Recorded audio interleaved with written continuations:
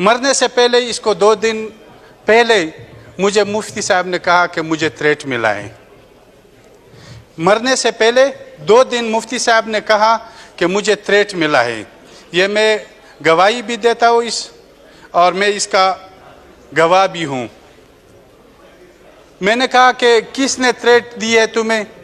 تو اس نے کہہ دیا کہ یہ انٹیلیجنس اداروں نے کہا ہے کہ آپ کو خطرہ ہے. تو میں نے ان کو کہہ دیا کہ جیسے میری زندگی ہے، جیسے میں گزارنا چاہتا ہوں، میں اسے پیچھے نہیں ہٹوں گا. باقی موت اور زندگی اللہ کے ہاتھ میں ہے. یہ چیز مفتی صاحب نے میرے ساتھ شریک کی تھی. باقی ہمیں اس چیز پہ غور کرنا ہوگا، سوچنا ہوگا کہ جس طرح یہ سوال اٹھائے جا رہے ہیں اس کے مرنے کے حوالے سے، اس کو جس طرح ہم تو آنا جانا ہوتا ہے اسی روڈ پہ، لیکن اتنی سپیڈ سے اس کو ٹکر مارنا یہ بھی ایک سوالیہ نشان ہے. ٹھیک ہے، ہم یہ نہیں کہتے کہ یہ منصوبہ ہو یا جو بھی ہو، لیکن تحقیقات ہونی چاہیے. اس چیز کی مناسب تحقیقات بھی ہونی چاہیے. یہ قدرتی طور پہ بھی ہو سکتا ہے، کیونکہ ہم ذاتی طور پہ ایسے تحریکوں سے وابستہ ہے اور ایسے زندگی سے گزار رہے ہیں کہ ہمیں بہت سے لوگ یہ احتیاط کرتے ہیں کہ باقی تو سب باتیں چلی گئی، بہت پیچھے چھوڑ دی گئی. گولی مارنا، اغوا کرنا، مطلب ہے یا بم بلاسٹنگ وغیرہ کا. اس بار جو دور آ رہا ہے وہ ایکسیڈنٹ کا دور آ رہا ہے. خواہ کسی پہ گاڑی چڑھانا یا گاڑی سامنے سے. اب اگر آپ گاڑی کو دیکھیں اور اس ویگو کو دیکھیں تو ویگو پہ اس چیز کی خراش نہیں آئی ہے جو جس طرح گاڑی پہ آئی ہے، اور گاڑی بالکل ایسا ہوا ہے کہ ایسے وی شکل میں بنا ہوا ہے. یہ مطلب ہے ان کی فریم بالکل ایسے بہو گئی ہے. تو جناب اسپیکر، ہم یہ کہتے ہیں کہ اس گاڑی کو اس طرح سے چیک کیا جائے کہ اس کو تو اس طرح نہیں بنایا گیا ہے جو اس میں سوار بندے وہ محفوظ ہوں، اور جو ان کا ٹارگٹ ہو وہ اپنا ٹارگٹ اچیو کریں. تو اس چیز کے حوالے سے بھی اس پہ غور کرنی چاہیے.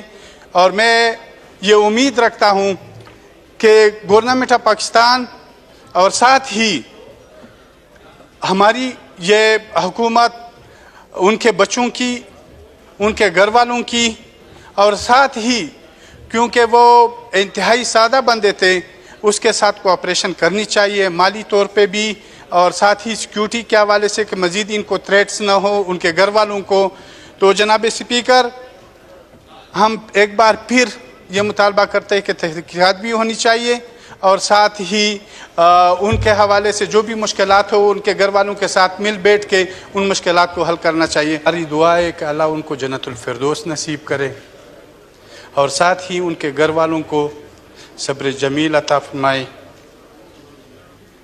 جناب اسپیکر، بہت سے میٹنگز میں اور عام ملاقاتوں میں ہماری اور مفتی صاحب کی بڑی ایک دوسرے کے ساتھ تفصیلاً بات چیت بھی ہوتی، میٹنگز بھی ہوتے.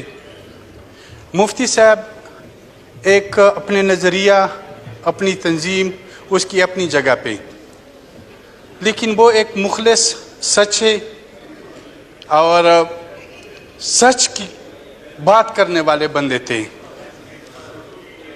آج وہ ہمیں نہیں رہے.